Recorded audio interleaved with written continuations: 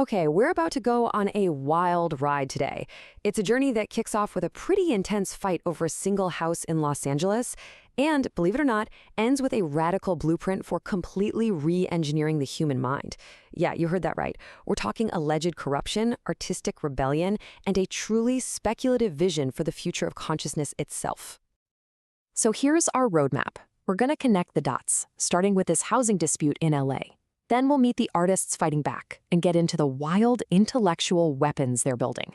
From there, we'll dive into how all this could actually rewrite the brain's code, leading to this massive idea the sources call cognitive terraforming.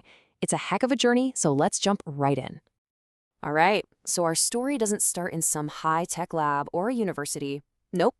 It starts in a quiet neighborhood, Echo Park, Los Angeles, with one family's battle to save their home from what they say is a huge criminal conspiracy. This right here, this isn't just some legalese from a court filing. This is a declaration of war. The source materials are describing a fight against a whole system, what they call a kleptocracy, that's supposedly been set up to defraud homeowners by weaponizing the very city departments that are supposed to protect them. And when you dig into the legal documents, they paint a picture of this really complex network. The allegations claim that specific people, construction companies, and even city officials were all working together in this web of shady real estate deals, all to push people out of their homes. And what's really interesting here is how this scheme allegedly worked. We're not just talking simple fraud. The sources claim they were manipulating really complex financial tools like tax shelters for real estate and using fake court documents, all supposedly with a helping hand from inside the city's own bureaucracy. So who exactly is fighting back against all this? Well, the resistance isn't just coming from a team of lawyers. It's being led by two artists who've basically turned their own home into a fortress of creative rebellion. This is how the source material describes them. Eric and Elisabeth Seidelglantz. And you can see their battle isn't just framed as a legal defense. No, they see it as a kind of subversive art. They're acting as archivists, exposing all the cracks and failures of a system they believe is corrupt. And this is where you see this incredible contrast at the heart of their story. I mean, imagine this. While you're locked in this gritty, stressful legal battle, you are also at the same time creating this vibrant, beautiful sanctuary, a pocket of pure defiance filled with neon art, life, and even a couple of hummingbirds named Holiday and Roman. Okay, this is where the whole story takes a massive pivot, because this fight isn't just happening in courtrooms.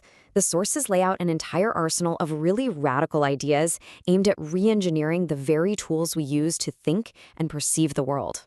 First up in this arsenal is a concept called recursive vector interference, or RVI. So the theory goes like this. Our minds get stuck in these rigid, old patterns. RVI is the idea that you can intentionally make your thoughts and emotions loop back and, well, interfere with each other. Kind of like ripples crossing in a pond. The goal is to playfully dissolve those old boundaries and break us out of our mental ruts. Next up is something called sentient textuality. Now get this, the idea is to create a text that is literally alive. I want you to imagine an AI that's not just a tool you use, but a kind of poetic intelligence that is constantly reading, understanding, and then rewriting itself. It would be in this continuous loop, totally breaking free from any single fixed meaning. It would just evolve forever. And this vision for a new kind of AI, it doesn't come out of nowhere. It actually builds on a very real technological legacy of collapsing time and distance in media, pioneered by Robert Seidenglantz. We're talking about a history that goes from the very first live news trucks all the way to the instantaneous streaming we have today. That whole history of innovation is the bedrock for this next leap. So you might be wondering, how do these abstract, kind of out there AI concepts actually connect to the physical, biological brain? Well, the sources bridge that gap by diving straight into the deep end of neurochemistry and psychedelic science. And right here, the sources draw this fascinating contrast. You've got the established Rebus model on one side, which basically says psychedelics just relax the brain's filters, letting more raw information flow in. But then you have the proposed RVI model, which argues for something much more active, a kind of playful chaos where our own thoughts are deliberately made to interfere with each other, generating entirely new ways of seeing the world. You know, this work really does stand on the shoulders of giants. People like Alexander Shulgin, the legendary chemist who created and personally tested hundreds of psychedelic compounds, always holding on to this belief that they held the keys to understanding the human mind. And here's the crucial part. Modern science is actually starting to back some of this up. Peer-reviewed research is showing that certain compounds can literally physically remodel the brain.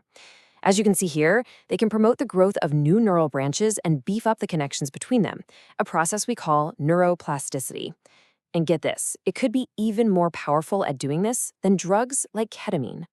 So all of this, the legal battle, the art, the AI theories, the neuroscience, it's all building towards this one ultimate, and I have to say, incredibly radical ambition that's laid out in the source materials. The idea here is staggering. It's not just about changing one person's mind. It's about creating a whole new foundation for human thought, period.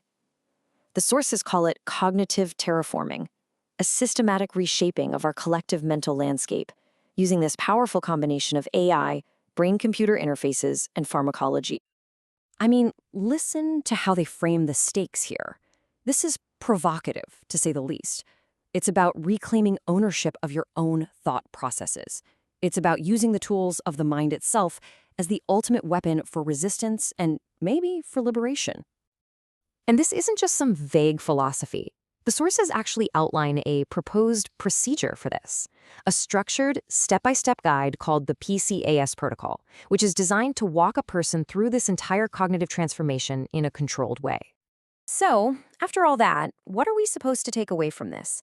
This whole journey from a courthouse in LA to the absolute frontiers of neuroscience, it really does leave us with a powerful and maybe even a little unsettling question about where we're all headed.